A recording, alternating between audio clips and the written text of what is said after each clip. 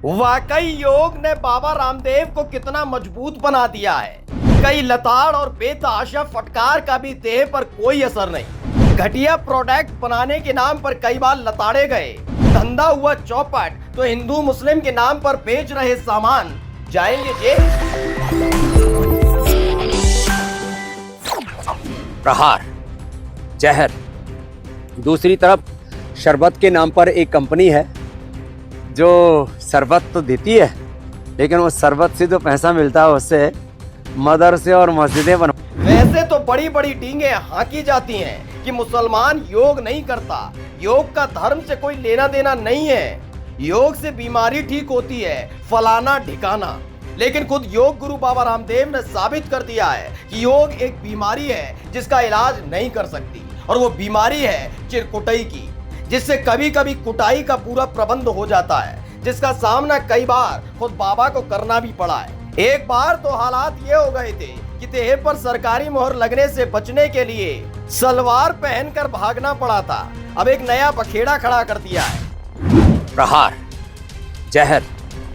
दूसरी तरफ शरबत के नाम पर एक कंपनी है जो शरबत तो देती है, लेकिन उस शरबत से जो पैसा मिलता है उससे मदरसे और मस्जिदें बनवाती। ठीक है, उनका मजहब है, लेकिन आप यदि वो शरबत पिएंगे तो मस्जिद और मदरसे बनेंगे।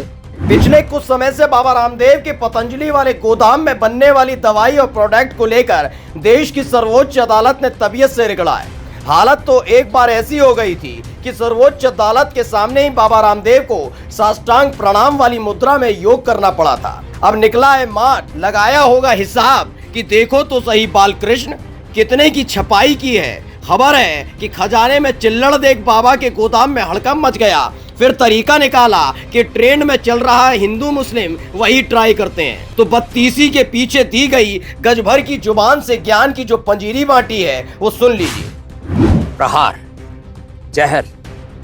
दूसरी तरफ शरबत के नाम पर एक कंपनी है जो शरबत तो देती है, लेकिन उस शरबत से जो पैसा मिलता है उससे मदरसे और मस्जिदें बनवाती। ठीक है, उनका मजहब है, लेकिन आप यदि वो शरबत पिएंगे तो मस्जिद और मदरसे बनेंगे। और पतंजलि का गुलाब का शरबत पीते हैं आप, ये शरबत पिएंगे आप तो गुरुकुल बनेंगे, आचार्य कुलम बनेगा, पतंजलि विश्वविद्यालय, भारतीय शिक्षा बोर्ड आगे बढ़ेगा। इसलिए मैं कहता हूँ ये शरबत जिहाद भी, जैसे लव जिहाद, वोट जिहाद चल रहा है ना, ऐसे शरबत जिहाद भी चल रहा है। तो लो, आपको इस शरबत जिहाद से बचाना है तो सब तक ये सोचिए, इस इंसान की मानसिकता कितनी घिनौनी हो चुकी है। देश की जनता को बेवकूफ बनाने के लिए ये सारी हदों को पार कर रहे हैं। योग के नाम पर खोली गई दुकान को दवाई और रोजमर्रा के सामान वाले धंधे में बदल दिया। गिरावट दिखी तो तिलमिला उठे। अब खुलकर मुसलमानों के खिलाफ गंदगी उगलकर ये साबित करने में जुटे हैं कि इनसे ज्यादा पावन और पवित्र चीजें कोई बना नहीं सकता। प्रहार, जहर।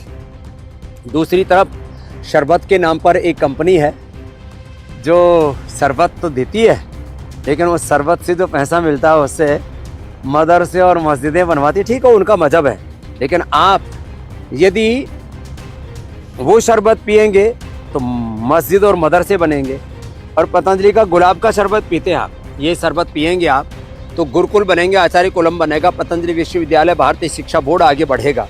इसलिए मैं कहता हूँ ये शरबत जिहाद भी, जैसे लव जिहाद, वोट जिहाद चल रहा है ना, ऐसे शरबत जिहाद भी चल रहा है। तो लो, आपको इस शरबत जिहाद से बचाना है तो सब तक ये। खैर, इस बाबा की हरकतों को तो मुसलमान हिंदू भी समझ गए कि सत्ता की चाशनी डकारने की ख्वाहिश रखने वाले ये बाबा सिर्फ खजाना भरने में यकीन रखते हैं। जब वही खजाना खाली होने लगा तो बिलबिलाकर मुसलमानों को कोस रहे हैं। कितने खुश नसीब है मुल्क के मुसलमान कि योग गुरुओं की दुकान भी उनकी ही वजह से चलती है। Special desk the कंटा।